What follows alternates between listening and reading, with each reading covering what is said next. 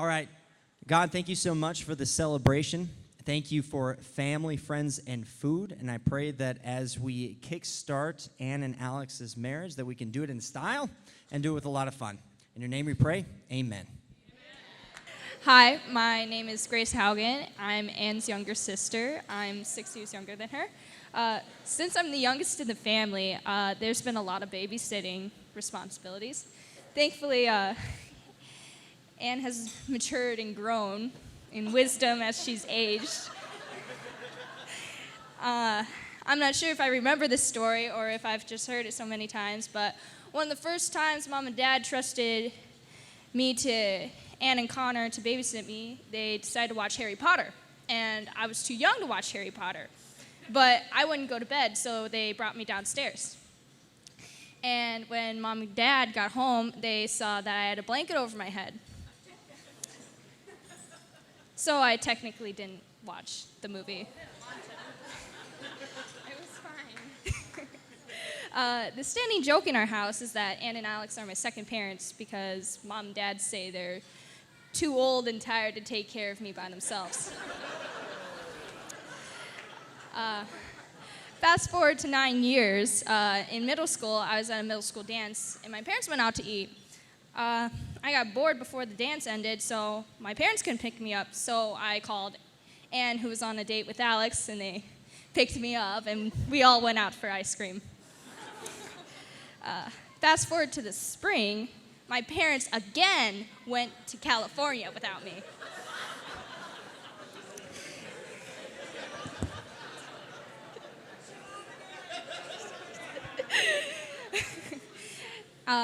So one day, Alex was going to work from our house while he was supposed to take care of Stanley while Ann was at work. And we joked about how I would skip school and the track meet the next day and play video games all day. When I got to the school, I got COVID traced and I got sent home right away. And I may or may not have done what I just said before.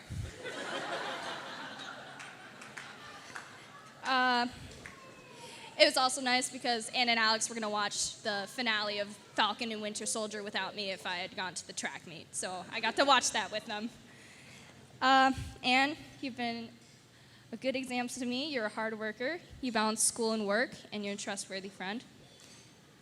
I want to thank you for always taking care of me and listening to me and giving me great advice. I'll miss our late night girl talk and our spontaneous caribou and Target runs. And you don't live too far away, so we can still continue to do that. Alex, I want to thank you for being funny and proofreading my papers and giving me good advice and humbling me in video games. I do let you win, just saying. It will. I love you both, and I wish the best as you make your new life together and home. I call dibs on the room to the right. It's not yours, it's mine.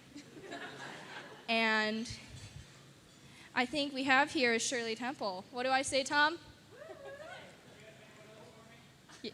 You'll have to come here and get it, but there's another joke we have, and I think this is really cool, but they make fun of me. It's called something called Shirley Temple, right? Here's to Ann and Alex. Cheers.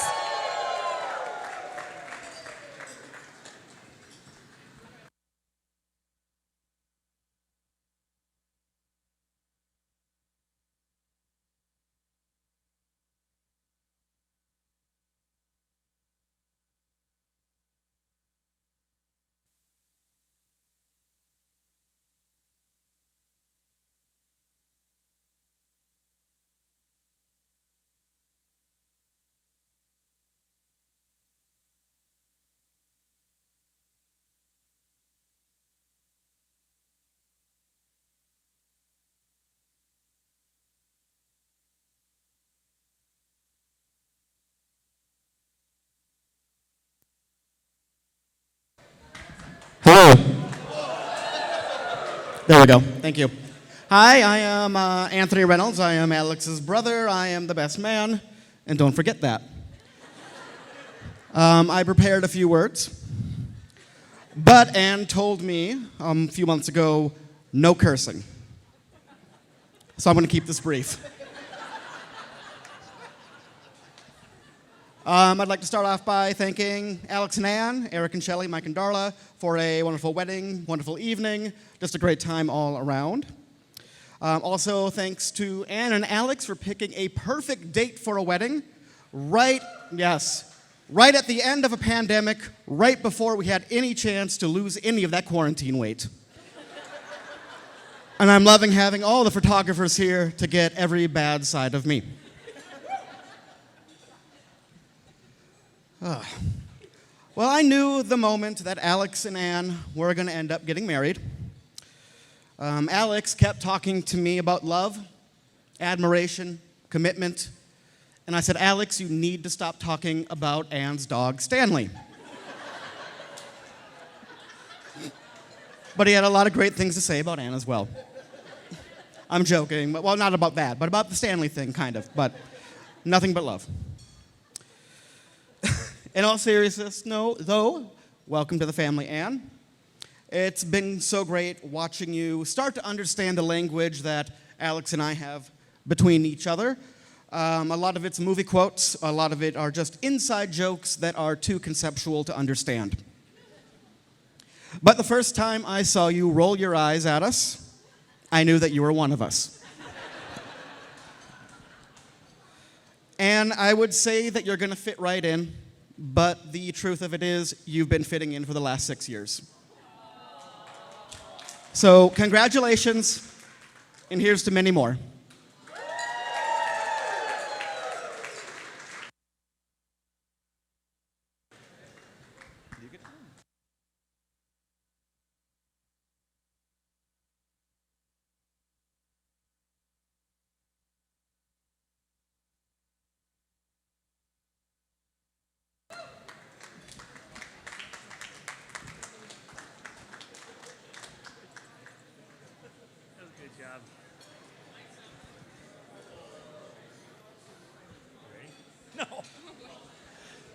Good evening, everybody. I'm Mike Reynolds, Alex's dad, and on behalf of my wife, Darla, we would like to again thank you all for coming here tonight and to spend this wonderful time with family, fellowship, and friends.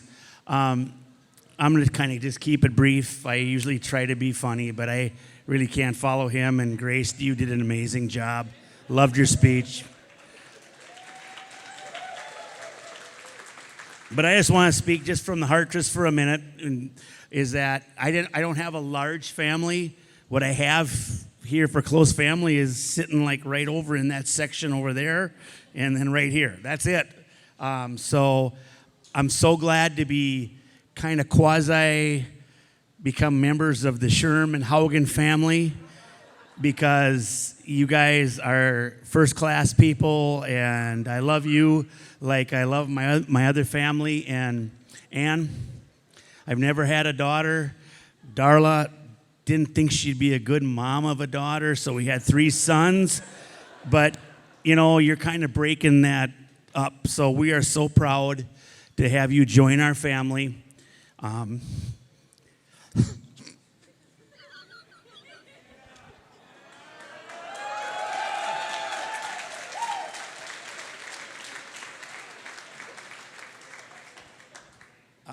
I want to welcome you.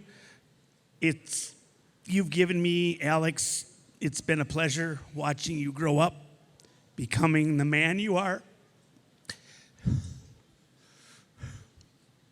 Sorry. I know you will be a great husband, and you will be a great parent, and I love you both so much.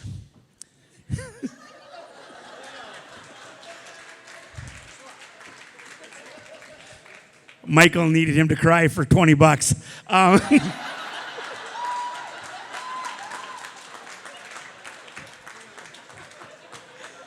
But enough of that.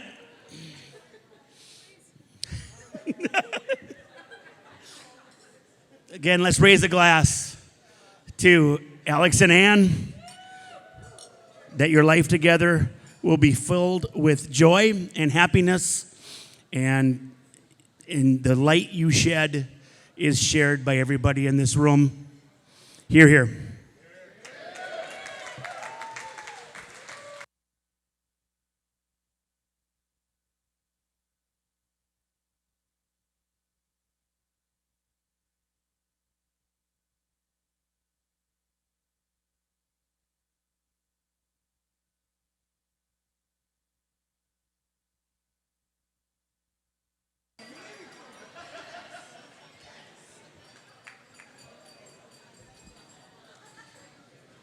Well, my stack of notes might be a little closer to his first stack than the ultimate one. And when I get nervous, I tend to just talk and talk, so somebody may have to bail everybody out. But wow, when Ann and Alex announced their engagement, nobody knew what this day was going to look like, with COVID and everything. Some have argued that because I'm an introvert and generally socially awkward in a crowd, that I've enjoyed the COVID restrictions. And there might be some truth to that. But actually, even me have been looking forward to just being normal, and this just feels so normal. And it's just been an awesome day, and Shelley and I want to thank everybody for coming. The one thing that'll never be normal is for me to feel comfortable talking in front of a crowd, and so that's why I have my notes. The problem is, I think I need to put these 2 notes away and go off script, and that's when I'm going to get into trouble.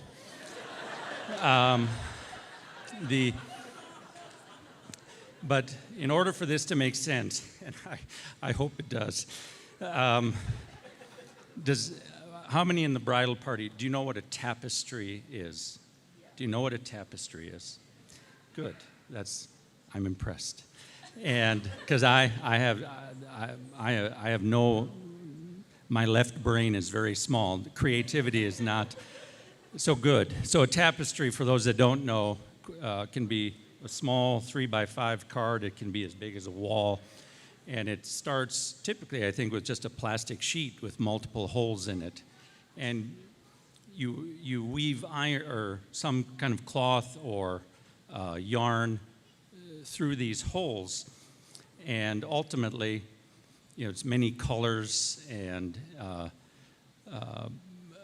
the back of the tapestry is just indiscernible, kind of what the message is or what the picture is, but the front is beautiful, and it's got all kinds of colors. And what I had thought of as I'd seen all these tables and all these people, some that I know, some that I don't, is that each table and each person has brought a color to their lives, and it's kind of represents, a person may have a little bit of color for a short period of time, a short season. Other people bring colors that are weaved throughout the tapestry, but ultimately it creates a whole picture and a beautiful picture, and it has brought their lives to this point. And we appreciate everybody being a part of that tapestry and coming to this celebration today. Part of the reason I wanted to go off script is that Ann's grandpa, my dad, one of his favorite analogies to life was the tapestry. That at times life is chaotic, indiscernible, confusing, and you're looking at the tapestry from the back. But at times life is absolutely beautiful when you're looking at the tapestry from the front. And I heard him talk about that about half a dozen times. And the tapestry that's represented here is just beautiful to see. And again, we're thankful. And so I'd like to tell a couple stories about Alex, for those that don't know him. So for 6 years, he's been kind of immersed in our family. And I think, if I'm remembering right, the very first time he came over, Missy and the Oxendorf clan came over. And it's kind of a verbal tsunami. And he absorbed the questions and everything else, and he has stuck with it to this time. So you have passed the test. And so we thank you for that. But that's one thing we appreciate so much about Alex. The Haugen Christmas is kind of legendary. We'll have 20 plus people for about 5 days, and we eat, we watch movies, we play pickleball, and he's just always been there. He's there for the Sherm 4th of July. He's a part of the Thanksgivings, and he's a part of the quarterly birthday parties. He's always immersed himself in our family, and that's been a gift. And so we thank you for that. Another story, as my youngest daughter, who we will talk later, has alluded to my age.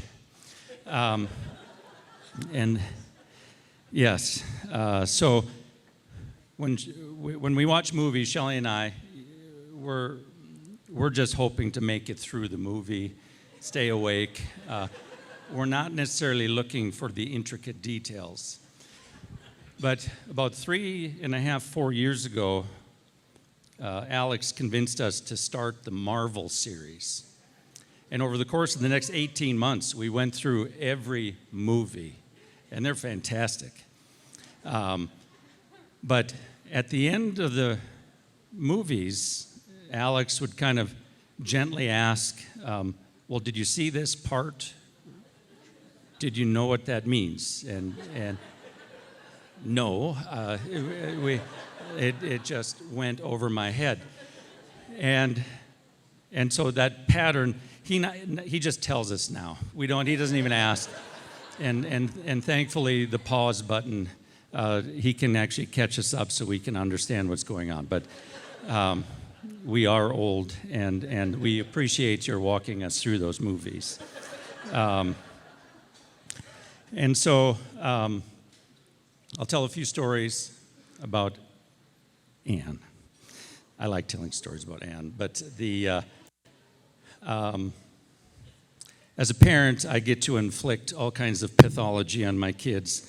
Some of it's intentional, some of it's unintentional. But as a perfectionist, and I'm somewhat intense, and I push them hard. And because I have, as I alluded to earlier, sorry, Mr. Haugen, I just have no musical talent at all. I push them into sports, and I just love watching my kids compete in sports. And so, son number 1, very intense. Daughter number 2, very intense. Daughter number 1, not so much. I coached her for about 3 years in youth basketball. And yes, as a second grade, third grade, fourth grader, I truly somehow perverted it to think that I was competing for an NBA title for me. And so I'm not sure I ever made it to the realm of hockey dad that's infamous around here, but probably pretty close. And so I'd bring the team in at halftime, and I'd be doing my best Herb Brooks, trying to inspire the team, talk. And without fail, Ann would shoot her hand up and ask what the snack is at the end of the game.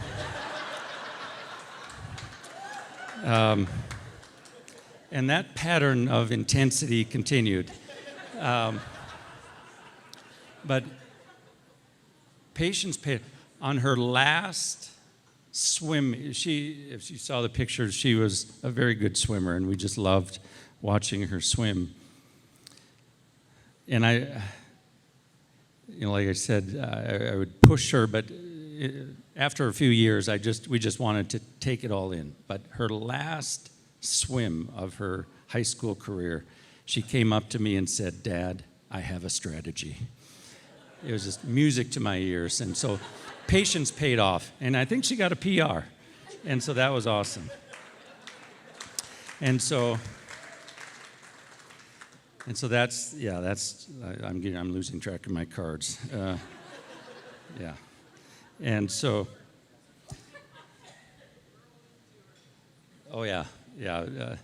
she's asking for a talk on the kidneys, and I could go on for a while, but we'll save that. But no, when Ann moved to Bethel, she decided on nursing late, and she came home to finish at Ridgewater, and we joke about about kids coming back home and things, but for us it was just a blessing to see her just take off in her nursing classes, her commitment to them, her joy in them, and to graduate and now be a nurse, and to hear my colleagues in Redwood Falls talk about how great a nurse she is. It's just been a gift. And so we have just enjoyed that tremendously. The next story I'll tell is a little bit of a warning to Alex. You've had 6 years, so it's actually too late anyway. But Anne was probably about 3 or 4 years old, and we were coming home. The usual routine when we'd come home is that we have to get out of Shelley's way because she's got to pee. And so we pull in, and we've got to get her in the house. And so then I go around the car to get Ann out. And so I put her down out of her car seat, and I turn around, go in the house, and I couldn't see the car. I was in the house, but I was holding the door open, and she didn't come in. And so I peeked out, and she was standing. Her 3 fingers were slammed in the car door, and she didn't make a peep. She was looking at me with the biggest eyes you've ever seen, and tears were just streaming down her face. And to this day, I don't understand why you didn't scream. But she has inherited my hives and my emotional paralysis, and I think that she just doesn't want to be emotional. And in marriage, I would encourage you to be emotional. She never brings drama, but no, that's. And then the final story, when we moved to Wilmer, Ann was in 6th grade, and starting in 7th grade, we started doing some father-daughter camp at Camp Chaminade. And I'm not sure if it's 9 or 10 years, but for 9 or 10 years, Ann only missed. We went alone for the first couple of years, and then Grace would join us. And for 9 or 10 years, the only weekend that she missed, she got snowed in at Bethel. And the Camp Chaminade father-daughter was in November, and that's when Ann's birthday was. And one of the proudest moments in my life was when, at the age of 21, they had her stand up and sing Happy Birthday, and she chose to be with me at Camp Chaminade and not what many 21-year-olds do, and that is her heart. Connor broke the veneer of the Haugen stoicism, so I'm blaming him. I'm not getting through this very well. But no, I thank you. That was, like I said, to be there with Grace, and she's missed a basketball game, missed practice, and she wanted to be with me. And Ann was there, was, like I said, one of the proudest moments of my life. Yeah.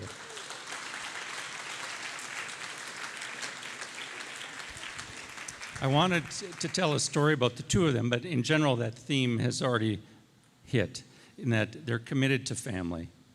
And that is a blessing to all of us, and it shows where your heart is. And we love you both, and we just are overjoyed at this day.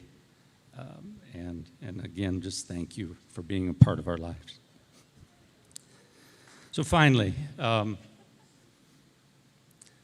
going to really, again, take a risk. There's two biblical metaphors for marriage that I thought about when you announced your engagement.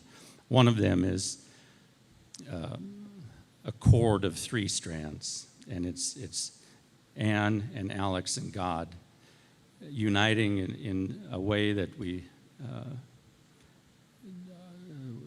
that Shelley and I are still trying to figure out 30-some stinking years later. Is that right? So you'll have to ask why I said stinking to her. She started it. But it's something we're trying to figure out to this day. But this may or may not be appropriate to bring this up, but I have 2 very big concerns about that for you guys. One, Stanley thinks he's the 3rd cord. And I'm not sure how you're going to convince him otherwise. If you don't know Stanley, he's the most quirky, humanized. He thinks he's a human, and he's a part of their lives, but he thinks he's the 3rd cord. The second problem with that metaphor is that Grace thinks there's a 4th cord, and it's her. And so you'll have to keep that in mind. But for me, one of the most powerful metaphors is something that Connor had alluded to earlier, the metaphor that marriage is like, or that the church is described as the bride of Christ. And so that even though Jesus knew that we were going to mess up, that we were going to have our squabbles, that we were going to argue, that we are going to have just all the troubles.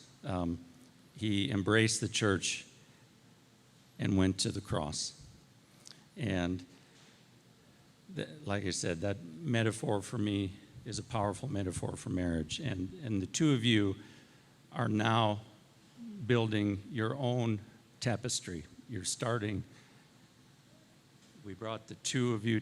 The 2 of you are together with all these people affecting your lives. You are now starting a new tapestry on your own.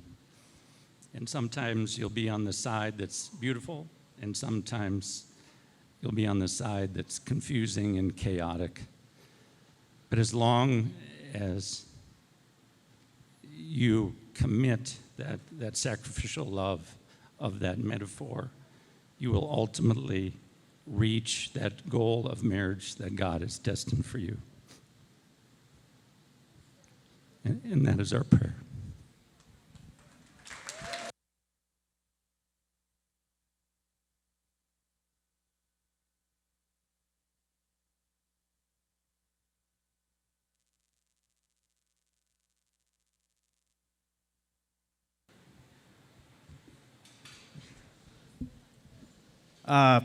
Obviously, I don't have anything major prepared, but we just want to thank you guys for being here.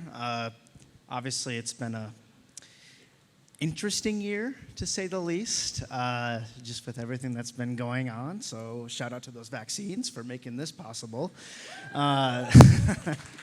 It's truly wonderful to see you all here. We didn't know what this was going to look like when I proposed, but the gamble paid off. Restrictions were relaxed. The day was beautiful, and we got to have a great celebration to start off our summer. So thank you, and we love you all. So here's to you.